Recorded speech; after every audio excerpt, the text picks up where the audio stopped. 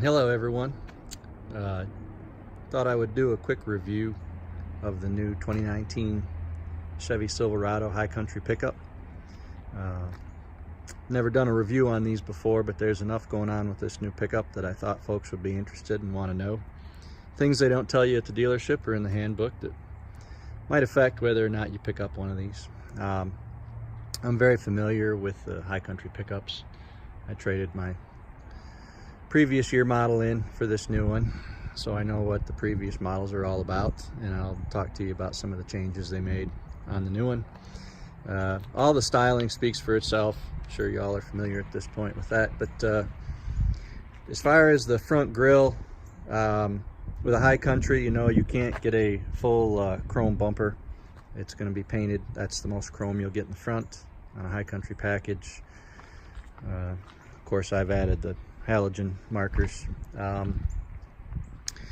These side skirt pieces they've got are pretty much just plastic on the side.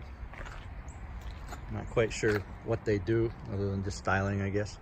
The reason that I got this new pickup is because now with a Chevy you can get the 6.2 liter motor, where previously with a high country you could only get the 5.3. And I wanted to do some towing with this. The previous year model pulled a trailer fine, but was a little low on power and rolling hills, so I thought this would solve that. And the short answer to that is it does. It's got plenty of power now with the 6.2, but for some reason doesn't tow as well. The trailer likes to boss the pickup around quite a bit more in the back. I don't know if that's due to suspension changes that they made or what, but of course the anti-sway bar on the trailer would take care of that. But just so you know, not overly impressed with the stability on the towing. The brakes do seem to be better on this truck than previous year. They just feel better to me as far as stopping. So the only thing that is a disappointment is on the rims. For the high country package you can only get these 20-inch rims, and they come with this weird size tire of which you can only get a Toyo or a Bridgestone. I know because I've looked. I'm a Michelin guy, and so I wanted Michelins on mine, and you cannot find them on this size rim. So be advised in case you care about that.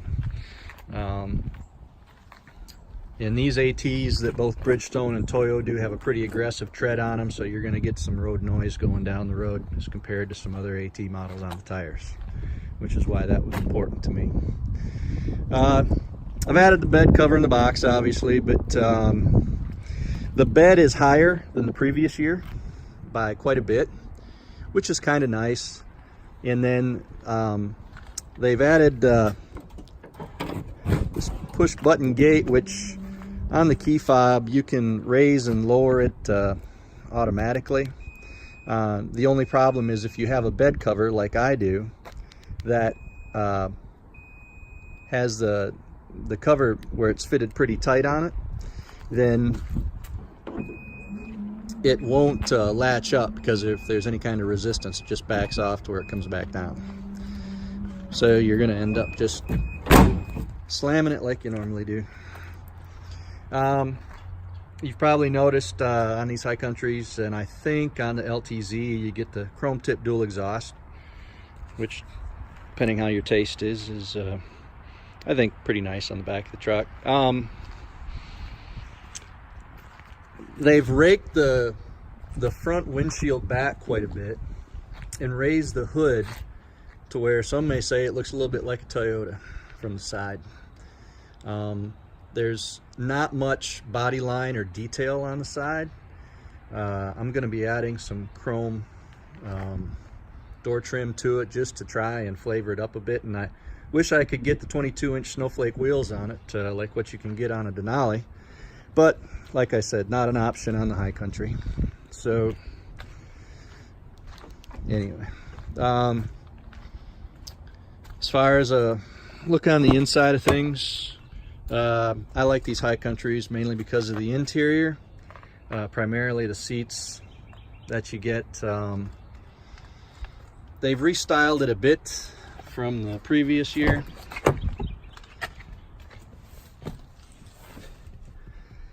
To me, it's a bit more plain than the previous year's pickup. I felt like the interior on the previous model was nicer. As far as the middle part, looks pretty plain to me. You only get the wood trim on the doors and a little bit on the center console. And then they've changed the steering wheel controls around a little bit on the steering wheel to where now there's a rolling toggle.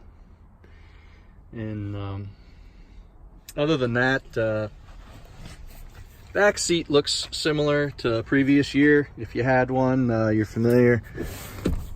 This folds up. The only thing I really don't care for is they've added this kind of a secondary holder in here, which breaks up the floor area you have if you wanted to set something big in there, like a big cooler or whatever. I'm assuming you could probably take that out if you wanted to. On the other side, it's where they keep all the stuff for the jack and the wrench in case you have a flat, which I have had on this truck. I had this rear left go down. Something to be advised of is if you have a box like I do, keep an extra jack in it, because that jack will not raise this truck up high enough to get that tire far enough off the ground to take it off. They have a place for the jack to seat up in right behind the rear tire, which is fine to jack it up, but when the jack is maxed out, the rear axle has enough play in the suspension to where it's still sitting on the ground. So lucky I was pulling a trailer. I had an extra jack at the time, and it all worked out to pick the axle up once I had the truck up off the ground. But anyway, hopefully Chevy will rectify that on the next one. We'll go ahead and show you some of the features for the entertainment stuff. So it's no key, of course. You just keep this in your pocket, and it's a push button for start. So in the middle, the gauge cluster is now electronic. So all of this in the middle, including these top gauges, are electronic, and then you've got analog on either side. These gauges have been giving me problems. It's been glitchy to where once out of every 10 times I start the vehicle up, there's no real rhyme or reason to it, but this will get all garbled where the text will overlay on each other. All of this will disappear, and then when I come back in and turn the pickup on, maybe it starts out right, maybe it doesn't. It just, you know, like I say, once out of every 10 times. And that's kind of significant, not only because of your gauges, but your fuel gauge is electronic too. So if you're on a long trip, you're gonna have to pull over to the side, restart the vehicle, or get that figured out. I called Chevy. There's no recall on that. I guess they're waiting to see if there's more trucks that have that issue or not. So cruise control over here for setting cruise and stuff. This is not a rolling toggle. It's just a switch. And then over on this side, if you look in the middle, these buttons on either side will toggle you through your different screens for your information. And then if you roll the button up and down, it'll change the different readouts you have. Again, a lot of y'all may already be familiar with this. On the tire pressure, something that is interesting that my other truck didn't have. If you get a low tire, it'll give you a warning even if the screen isn't up. And then when you go to fill the tire, and I've only done it when the vehicle's running, so I don't know if it does it when it's off, but the horn will beep when you're getting close to the correct pressure for the tire. So literally you could go to the station, or if these come with nitrogen in them, but if you're filling it up, the horn will go off when the pressure sensors get close on whatever tire you're airing up. So I thought that was a good idea. XM radio, you can change channels with this here, up and down. And then navigation, phone's pretty easy to connect for Bluetooth. No real issues there. Settings, and then on the screen they've made it a little more user-friendly, I think, as far as being to go between your phone or music or home or your nav, to where there's quick buttons right there. So that part I like. It does take a while for this to boot up when you first get in the vehicle, a lot longer than it previously did. So if you're getting in a parking lot and you're ready to plug in an address to where you're going to go, you're going to have to sit and wait a minute. The good news is it's doing that because if you start entering an address in here, it's kind of logged up an address book to where it'll try and complete the address for you. So it does take a little less time for new addresses you're not familiar with on that end of things. Most of the air-conditioned seats down here, heated seats both sides. Also, they now have heated seats in the back seat too. My previous one did not have that. And then it's got a power inverter here, but it's not going to work unless you have this button turned on. I don't know why they don't just have it automatically detect if something's hooked up, rather than having to push the button to where every time you get in you need to push that button so it's on, but I guess there's some reason for that. This button rolls down all the windows at once. Not sure why that would be either. Tailgate up and down. This is you can have on and off to where the vehicle, if it's sitting for a while, will shut off at a stoplight, and then when you press the gas it'll start again. Lane change, where you'll get a little bit of resistance in the steering wheel. If you're going down the lane and you don't use your blinker and you cross a line.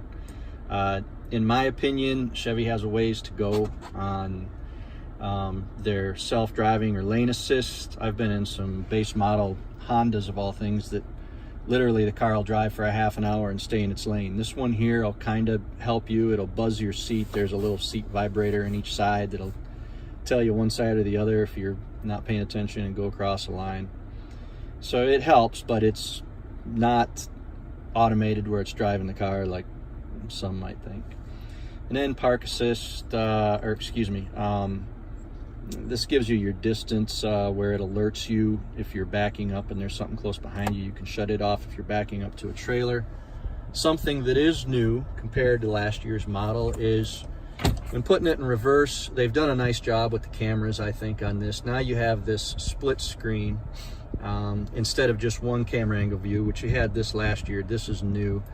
And so if you're backing the vehicle up, it kind of shows you all around what's around you. If you're in a tight spot, if I was backing up to where you're wondering if you're on one line or another in a parking spot, it's real easy to see in this view here to center the truck up. And then you can go between different views since it's got cameras all the way around. If for some reason you're pulling up close to something and you want to see in front of you, you can do that, or straight down view in front, where if I was to pull up, that's kind of what it looks like there. And then it goes away when you're driving forward far enough, but whenever you're in reverse it'll stay on. Again, this is the overhead view, and then this is what you would use that for. I have no idea. Side views on either side when you're backing up.